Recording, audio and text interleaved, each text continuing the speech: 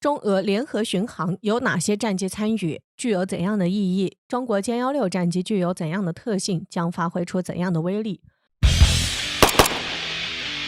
我们都知道，近年来随着中国综合实力的增强，这就使中国开始越来越重视本国国防安全，尤其是对于自己周边海域，面对多方的挑战，开始加强对本国周边海域进行巡视，以此来对周边国家形成巨大的威慑作用。这对于中国维护国防安全有着极其重要的军事战略意义。此前也有消息称，随着中国歼20战机换上了中国芯，这使中国加快了对歼20战机的发展，并且加强了对歼20战机的使用，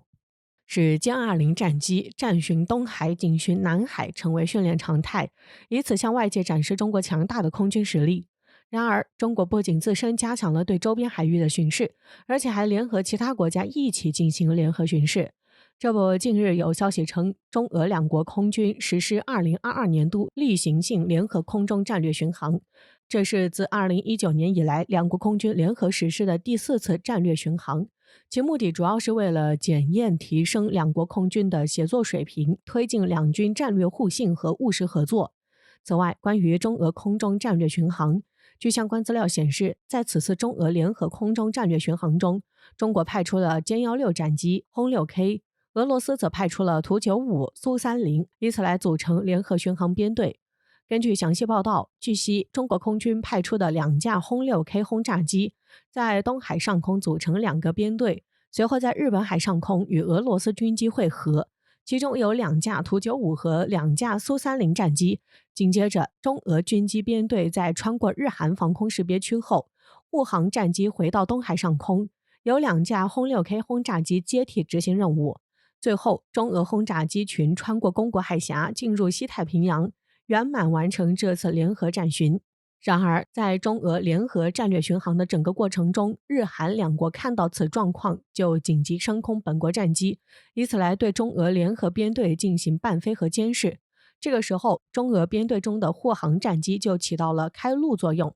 就这样，让中俄联合编队成功完成了此次巡航。值得一提的是，中国公开歼幺六战机、轰6K 和俄罗斯图95同款的照片后，这就使日韩两国大失所望，因为在他们对中俄联合编队进行监视的时候，并没有发现歼幺六战机。然而，在中国发出的照片中却有歼幺六战机的身影，这就使日韩两国感到十分诧异。最让他们感到诧异的就是歼幺六战机是如何躲避他们的监视的，这就让他们有点摸不着头脑。对此，有分析人士指出，这可能是歼幺六战机具有十分优秀的电子战系统，具有超强的隐身能力。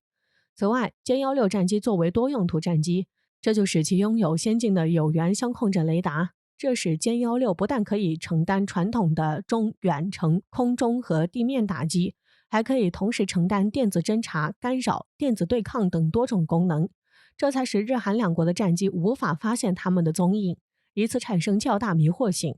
对于此次中俄联合战略巡航，最大的亮点就是其中出现了歼幺六战机，这使其受到了外界的广泛关注。这主要也是由于中国近年来加强了对歼幺六战机的使用，使其在中国空军序列中发挥出了极其重要的促进作用，有着巨大的军事战略意义。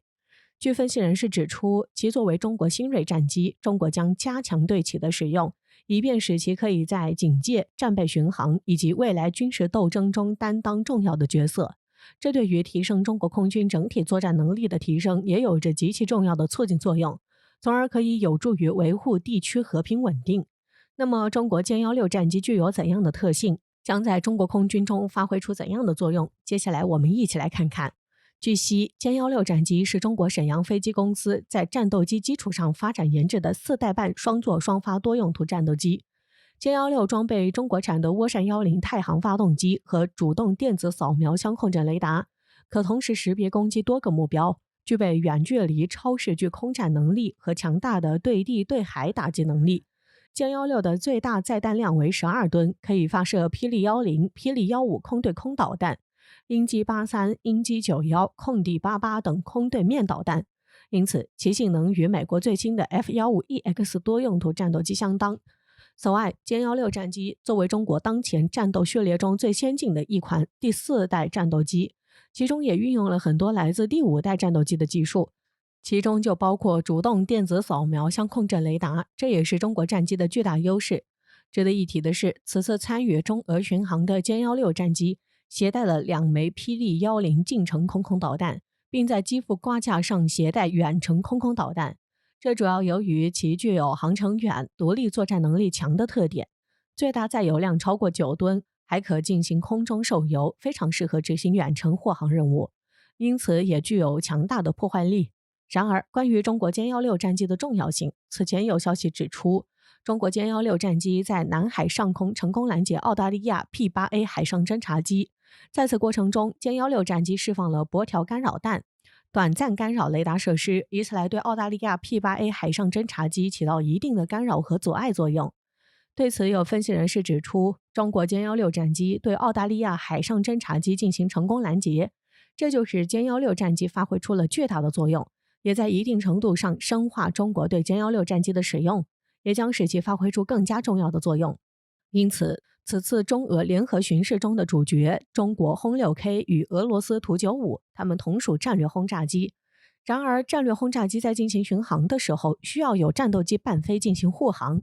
所以中国派出的歼16战机和俄罗斯派出的苏30都属于重型战斗机，这也有利于此次中俄联合巡航实战能力的提升，也使此次中俄联合巡航圆满成功。歼16战机就在其中发挥出了极其重要的作用，加上其自身具有的优越性能，这才使日韩不能将其发现。这对于中国增强其的使用有着极其重要的军事战略意义。此外，歼16战机作为中国空军3剑客，对于中国空军来说有着十分重要的价值，这才使中国不断加快对其的研制。据悉，现如今中国歼16战机的总体产量还在不断增加中。据统计，中国歼16战机目前大约有200架左右，这就是中国5大战区空军手头上都已经拥有了至少一个歼16航空兵旅。这也使中国5大战区空军都具有组建自己强大空中屏障的能力，从而能够形成非常完善且严密的国土防空体系，以此来加快促进中国空军力量的发展。